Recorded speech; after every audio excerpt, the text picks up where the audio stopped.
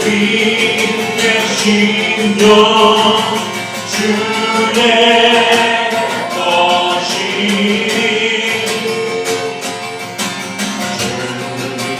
주님의 영상만 그 속도 주님도 따라 주님도 따라 살아갈 동안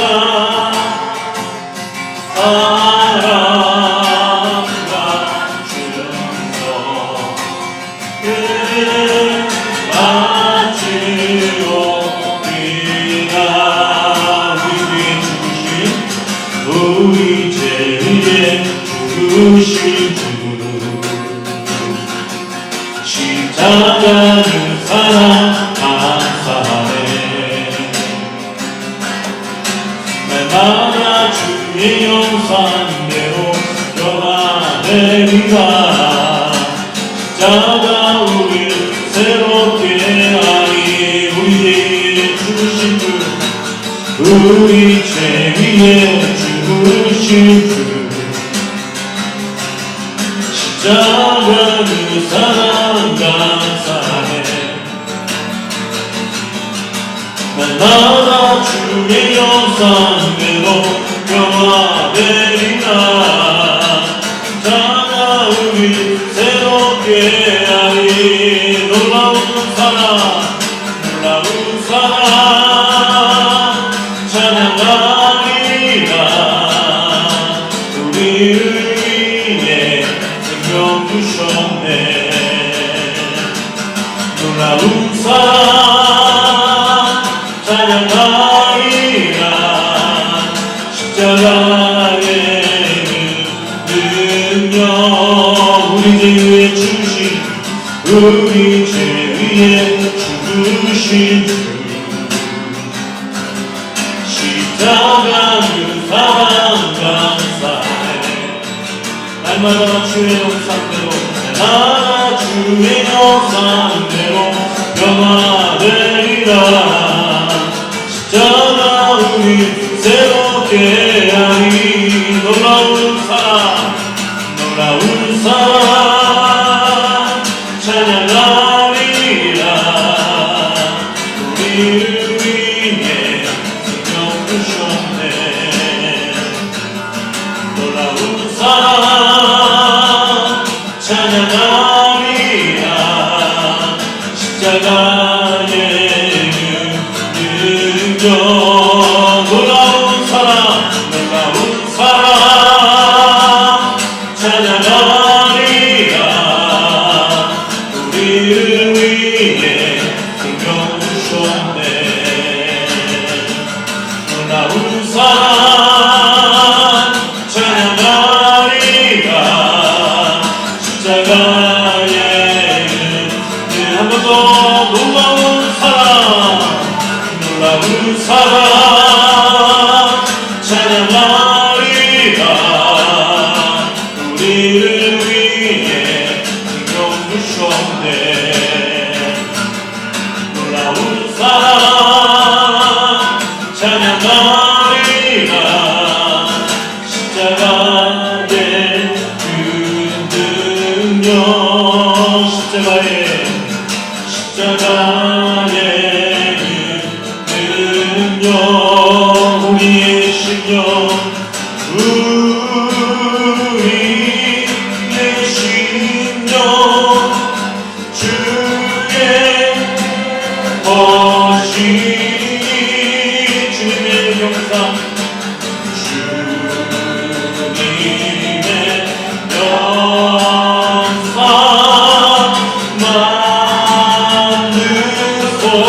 만드소서. 주인도 따라 주인도 따라 살아갈 동안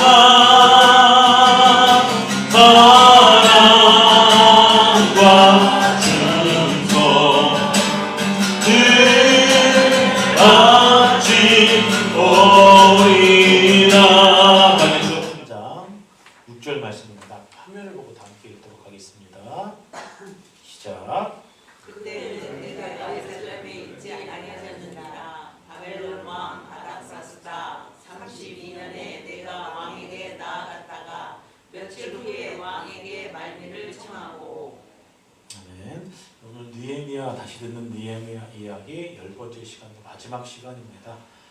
이제 마지막 시간이고 오늘 말씀을 통해서 하나님의 귀한 은혜가 경험되어지길 주님 이름으로 소망합니다.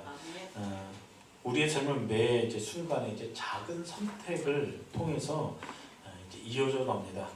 우리들의 모습은 이제 과거의 선택을 통해서 지금 이루어졌다라고 그렇게 이제 보시면 되는 것이죠. 그리고 우리 선택을 통해서 앞으로의 선택을 통해서 미래도 이제 결정되어진다라는 것입니다. 선택에 관해서 여러분 한번 이제 고민해 보시고 생각해 보시길 바랍니다. 누구에게나 다 이제 선택을 통해서 좋은 추억거리도 있을 것입니다. 그리고 그 반대의 경우도 이제 있다라는 것입니다. 우리는 이제 생각합니다. 내가 그때 바른 선택을 해서 좋은 선택을 해서 지금 내 인생이 이렇게 이제 아름답구나. 그렇게 생각할 수도 있겠고 또 아니면 내가 그때 잘못 선택해서 내가 지금 이런 어려움을 당하고 있구나라고 이제 생각할 수도 있다라는 것입니다. 느헤미야의 선택으로 인하여서 어떤 결과가 경험되었습니까? 무너졌던 이스라엘의 이제 성벽 또 그들의 무너졌던 신앙도 이제 회복되어졌다라는 것입니다. C.S. 루이스가 그런 말을 했습니다. 역사를 읽어보면 현세를 위해서 가장 훌륭한 일을 한 기독교인들은 늘 다음 세상에 대해서 이제 생각하는 사람들이었다라고 이제 그렇게 이야기를 했어요. 로마 제국을 개종시킨 사도들도 그랬고 중세 암흑기를 밝힌 위대한 개혁자들도 그랬고 노예 무역을 폐지한 윌리엄 웰버포스와 같은 영국 복음주의자들의 생각 또한 그러했다라는 것입니다. 모두 다 미래의 하나님 나라에 관심이 있었던 사람이었습니다. 그렇기 때문에 오늘날 역사에 큰 발자취를 남기는 위대한 일을 이제 할 수 있었다라고 그렇게 C.S. 루이스 책에 보면 이제 기록되어져 있는 것을 알 수가 있었다라는 것입니다. 느헤미야가 이제 그런 사람이었다라는 것입니다. 느헤미야서를 이제 마지막 시간이기 때문에 다시 한번 이제 정리해 드릴게요. 정리해서 말씀드리겠습니다. 느헤미야는 정말로 참 대단한 사람이었습니다. 탁월한 실력자였습니다. 그가 하는 일은 포도주를 이제 만드는 일을 했는데 그 당시에 느헤미야의 실력을 따라올 사람이 이제 없었다라는 것입니다. 그래서 포도주를 만들어 왕실에 공급할 뿐만 아니라 왕이 이 느헤미야의 실력과 신용 또한 인정을 했기 때문에 느헤미야로 하여금 포도주를 직접 따를 수 있도록 이제 했다라는 것이죠. 직책상으로는 이제 총리급의 상당히 높은 고위 이제 직책이었습니다. 느헤미야는 권력이 있었던 사람이었고 재력 또한 재물 또한 있었던 사람이었다라는 것이죠. 한마디로 페르시아 땅에서 이방인으로서 중요한 위조직에 있었던 사람이고 성공한 사람이었다라는 것입니다. 그런 느헤미야가 어느 날 이제 예루살렘의 형편을 알고 있는 동생 하나니가 이제 찾아오게 됩니다. 방문을 했습니다. 동생에게 이제 궁금했던 예루살렘의 소식을 형편을 듣게 됩니다. 오랜만에 듣습니다. 좀 좋은 소식이었으면 이제 좋겠는데 생각보다 심각한 이야기를 들은 거예요. 무슨 얘기를 들었습니까? 성벽이 다 무너지고 성문은 불에 타고 절망적이었고 소망은 없고 그리고 이제 수치를 당하는 이제 백성들의 이야기를 들었다라는 것입니다. 느헤미야가 이 이야기를 듣고 이제 가슴이 너무 아팠다라는 것이에요. 그래서 그가 한 일이 뭐냐? 여러분 무슨 일을 했습니까? 성경에 보니까 듣고 앉아서 수일 동안 슬퍼하고 울며 하늘 하나님 앞에 금식하며 기도했다라고 그렇게 성경이 이제 기록하고 있어요. 무슨 기도를 했어요? 무슨 기도를 했어요? 회개하는 기도를 했습니다. 자기가 회개하고 자기 부모의 죄를 회개하고 민족의 죄를 회개하는 그런 기도를 했다라는 것입니다. 느헤미야는 예루살렘의 소식을 듣고 국률이 여기는 마음이 들어서 그렇게 기도하고 예루살렘을 회복시켜야겠다. 재건해야겠다. 그런 마음을 먹는다랍니다. 결단을 하죠. 근데 그렇게 하려면은 누구의 허락이 있어야 돼요? 왕의 허락이 있어야 된다는 것입니다. 그래서 수없이 많이 고민했어요. 왕에게 어떻게 해야 할까? 어떻게 허락을 받을까? 어떻게 성벽을 재건하고 어떻게 백성들을 회복시킬까? 그 생각에 정말 많은 고민을 했습니다. 그리고 4개월도 기도 응답을 받아요. 4개월 동안 끊임없이 고민하고 하나님 앞에 기도하고 회개하고 그렇게 하나님 앞에 금식하면서 나갔다라는 것이에요. 왕의 허락을 받습니다. 그리고 예루살렘으로 내려가죠. 절망 가운데 있는 백성들에게 비전을 선포합니다. 위로의 말을 해요. 소망의 말을 해요. 본인에게 있었던 하나님께서 어떤 일을 행하셨는지 간증을 합니다. 성벽도 재건하고 성문도 달고 살집도 만들어서 자녀들과 함께 하나님을 예배합시다 라고 도전을 합니다. 그리고 간증을 하죠. 어떻게 하나님께서 인도를 하셨는지. 그리고 말합니다. 이제 그만 수치를 당합시다. 이제 그만 수치를 당합시다. 하나님의 영광을 드러내는 하나님의 백성들인데 이제 더 이상 수치를 당하지 말고 하나님에 대한 수치도 회복합시다. 그렇게 이제 선포합니다. 느헤미야를 말을 들은 백성들은 반응하기 시작해요. 동요하기 시작합니다. 백성들은 하나가 되기 시작합니다. 그리고 성벽 재건하는 일에 동참을 하게 됩니다. 이 일 가운데 빈부귀천이 따로 있지 않았습니다. 남녀노소가 따로 있지 않았어요. 장애를 가지던 최선을 다해서 성벽을 쌓았습니다. 모두가 최선을 다해서 하나님의 도성이요 삶의 터전인 예루살렘의 성벽을 쌓았다라는 것이에요. 근데 여러분 이 일을 하는 동안 방해꾼들이 있었어요. 사단이 가만히 있지 않았다라는 것입니다. 이 거룩한 일을 하는 동안에 사단이 공격을 했다라는 것이에요. 방해꾼들이 공격을 했어요. 근데 방해꾼들이 점잖하게 공격을 한 것이 아닙니다. 목숨 걸고 방해를 했다라는 것입니다. 산발락과 도비아가 게셈이 이들을 방해했어요. 느헤미야를 방해했습니다. 업신여기고 비웃었습니다. 협박합니다. 살해 위협을 합니다. 비난을 합니다. 목숨을 요릅니다. 계속해서 그 일을 합니다. 그럼에도 불구하고 느헤미야 백성들은 공격이 있었음에도 불구하고 거룩한 도성을 쌓아가는 일을 계속했어요. 그리고 며칠 만이에요. 52일 만에 커다란 성벽을 기적처럼 완공했다는 것입니다. 이것이 느헤미야의 이야기. 52일 만에 하나님의 사람 느헤미야가 백성들과 함께 무너진 성벽을 재건했다. 이것이 느헤미야의 이야기예요. 백성들이 그리고 살집도 지었습니다. 백성들의 삶의 터전이 마련되어졌어요. 성 안의 모습이 이런저런 일로 인하여서 활기찬 모습을 보였습니다. 근데 어찌된 일일까요? 백성들 사이에 참 이상한 일이 경험되어졌습니다. 마음 한구석에 허전한 것입니다. 생각해보니까 뭔가 허전해진 것이에요. 만족스럽지 못한 것입니다. 그렇게 진이 빠지도록 어려움이 있어도 힘듦이 있어도 공격을 당해도 하나님께서 주신 마음을 가지고 성벽을 재건해서 다 이뤘어요. 방해꾼도 다 물러갔습니다. 그럼에도 불구하고 마음 한구석이 허전했어요. 행복해야 되는데 즐거워야 되는데 자꾸 마음 한구석이 허전한 것입니다. 여러분 우리 어르신들의 최대 목표가 뭐예요? 살면서 내 집 마련 아닙니까? 아니에요? 예, 우리 어르신들 저희 세대는 좀 이제 생각이 좀 다르긴 한데 이제 어르신 부모님 세대들의 인생의 최고의 목표가 내 집 마련, 내 집 마련. 그거 위해서 재정도 모으고 은행에 대출을 받아서 빚어서 집도 평생 이제 갚고 그리고 이제 자녀들 다 컸을 때쯤 야 드디어 이제 내 집 마련했다.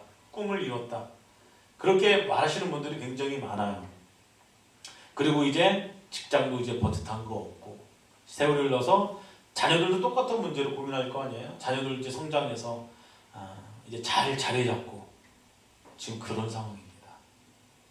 이스라엘 백성들이 무너졌던 성벽이 재건되고 살집도 마련되었죠.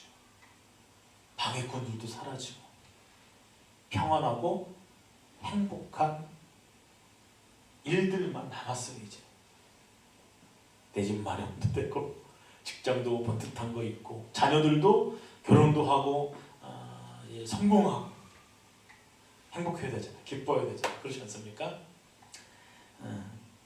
근데 이들이 마음 한구석이 허전한 거예요. 삶의 안정을 찾았어요. 영혼의 갈증이 커졌다는 것입니다. 그래서 그들이 수모나 광장에 일제히 모였어요. 누구를 모십니까?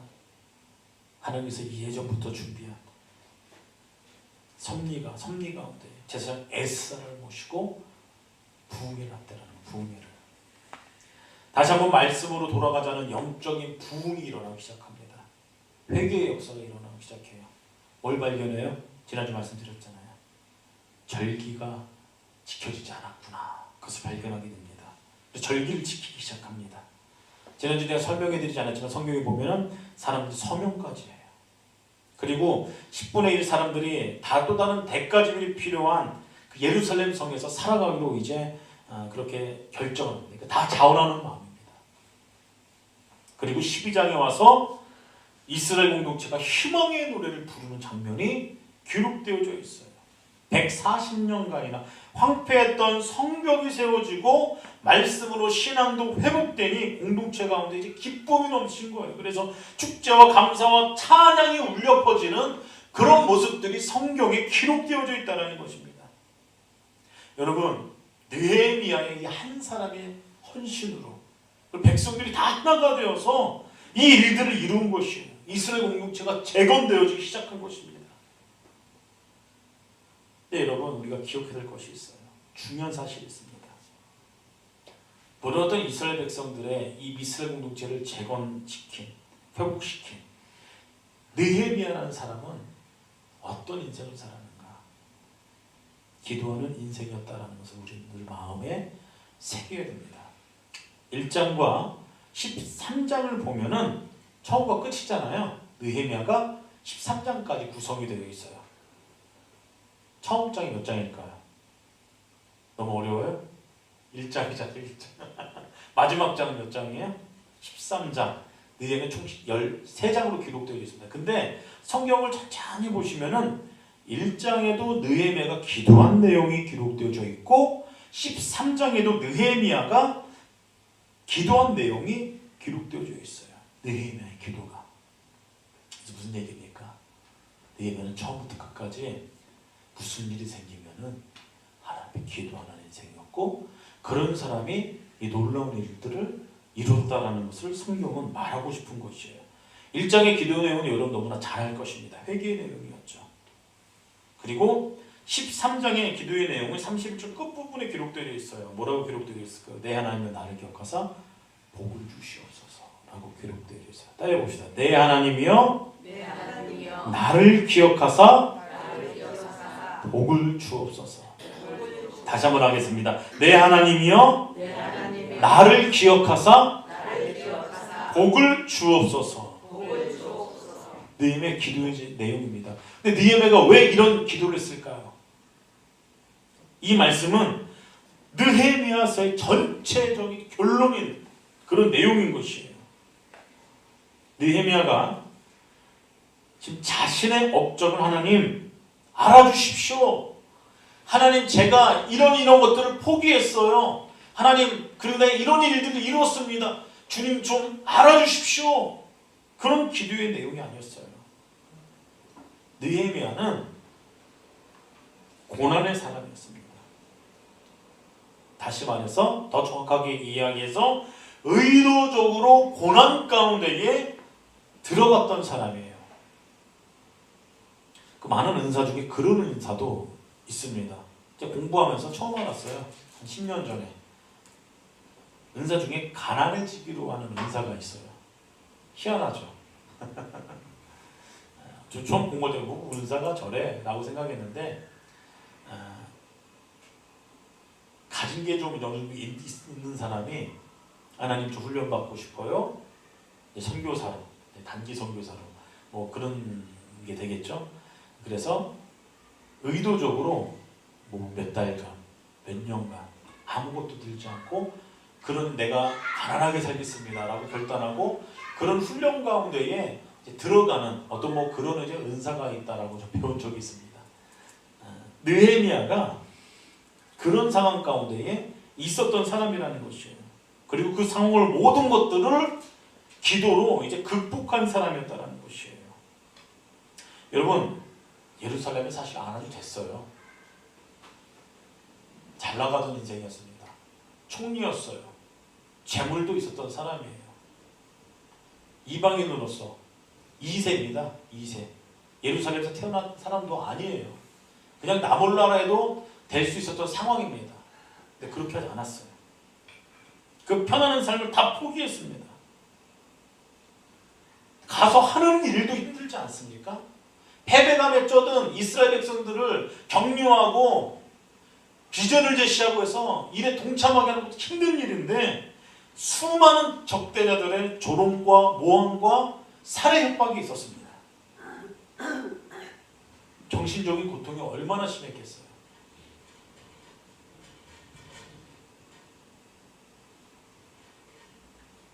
백성들이 아닌 한 신앙과 타협을 하는 그들의 신앙의 불의를 향해서 개혁해야 되는 숙제 또한 있었습니다. 근데 느헤미야는 그렇게 하기로 결단해요. 그리고 마지막에 이 기도의 내용은 사실상 여러분, 하나님 복을 주시옵소서.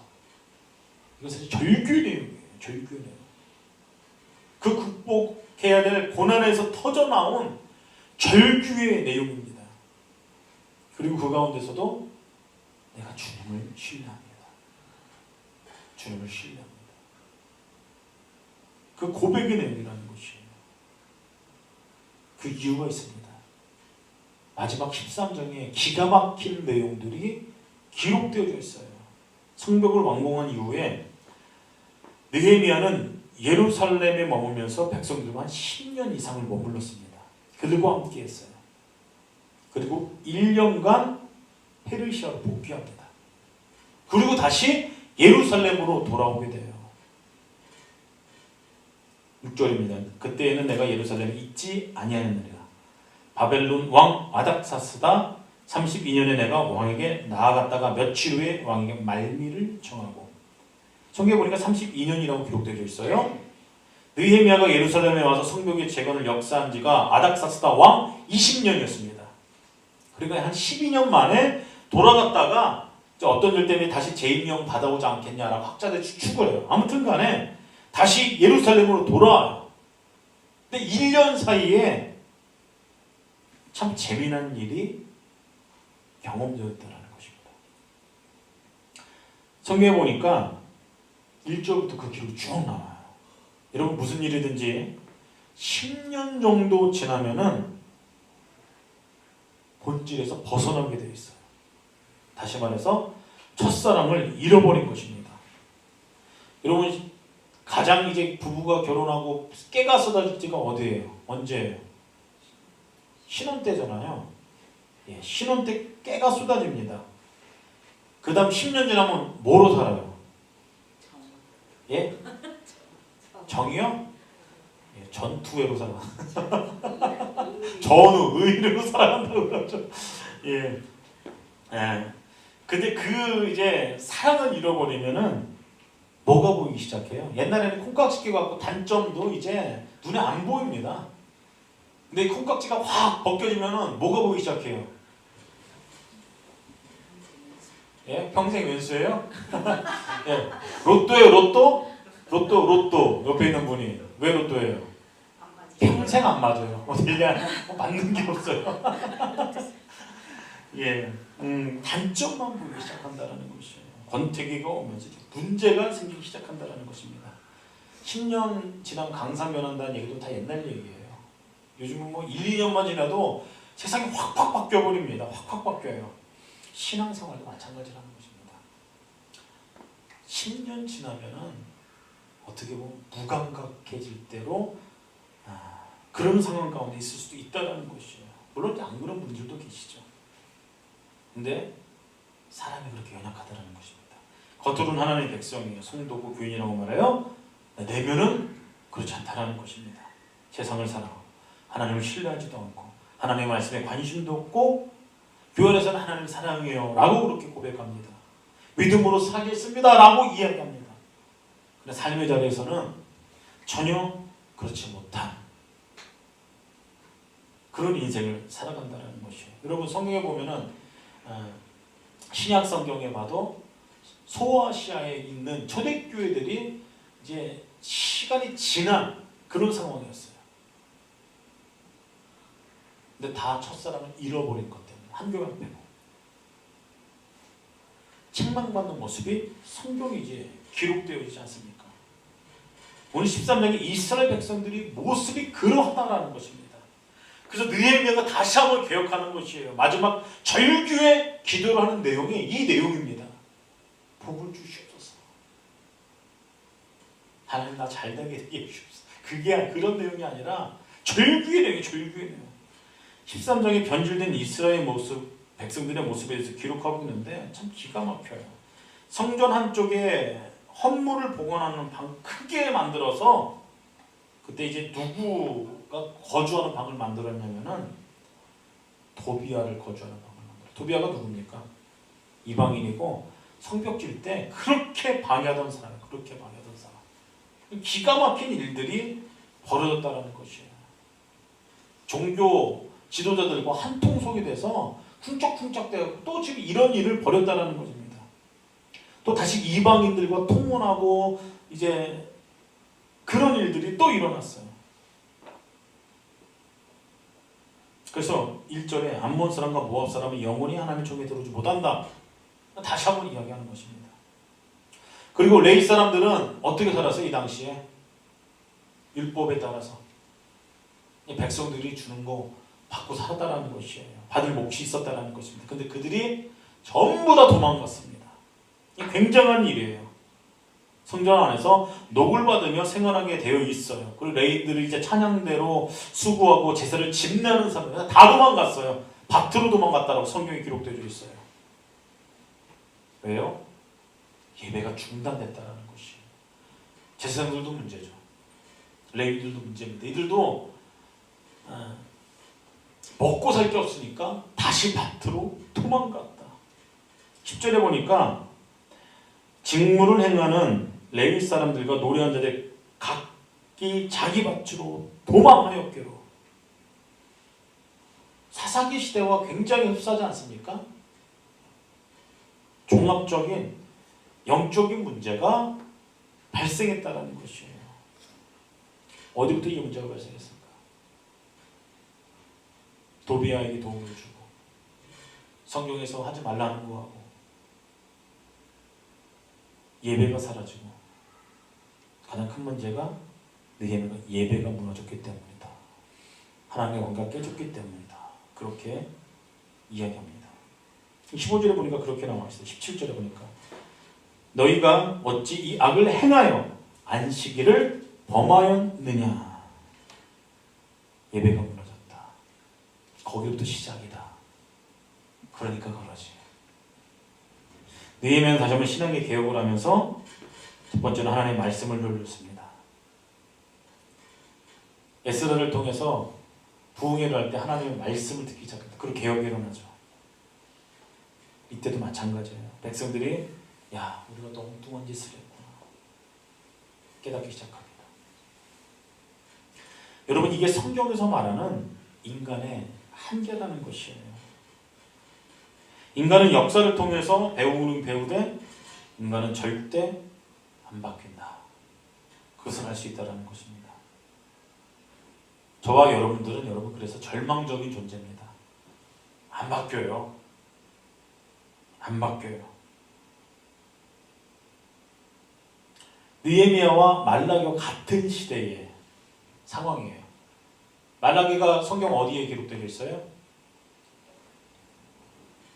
창세기, 출애굽기 쭉 해서 맨 마지막 아닙니까? 시대적으로는 마지막이에요. 느헤미야도 말라기와 같은 시대이기 때문에 맨 마지막 시대라고 보시면 됩니다. 구약에.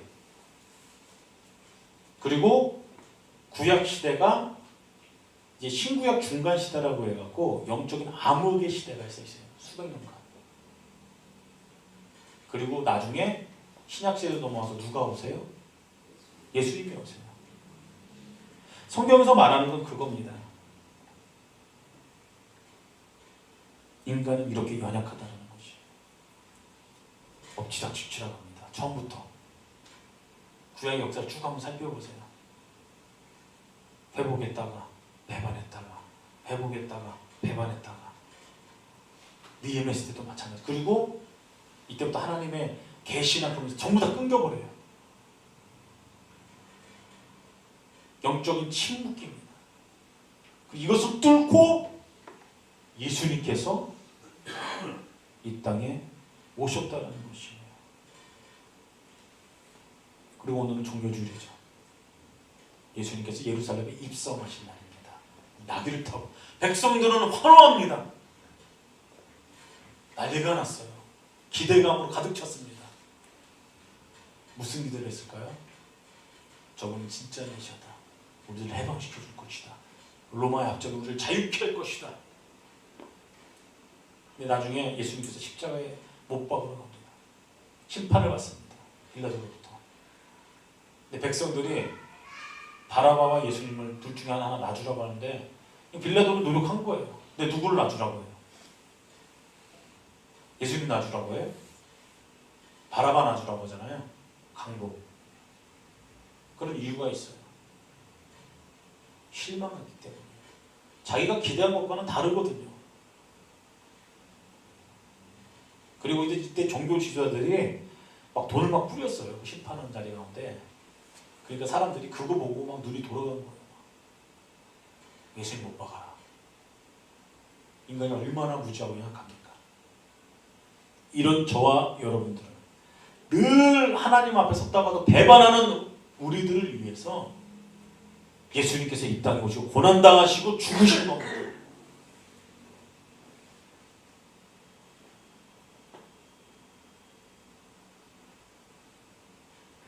느헤미야가 이스라엘 백성들이 느헤미야를 만났을 때 회복을 경험했어요. 오늘도 마찬가지예요. 느헤미야 같은 예수님을 만나기 시작할 때 우리 인생 가운데 진정한 회복이 경험되어진다는 것이에요. 이것이 성경의 이야기고 느헤미야의 이야기입니다. 사랑하는 성도 여러분, 이제 내일부터 이제 종료주일이나 고난 주간이고 이제 부활절입니다. 예수님께서 이 땅에 왜 오셨는지 다시 한번 깊이 묵상하시고 생각하시고 그 예수님께 다시 한번 우리의 믿음을 고백하는 복되고 귀한 한 주간이 되기를 주님의 이름으로 소망합니다. 예, 시간 함께 기도하는 시간 갖도록 하겠습니다. 연약한 우리들을 구원하기 위해서 이 땅에 오신 예수님,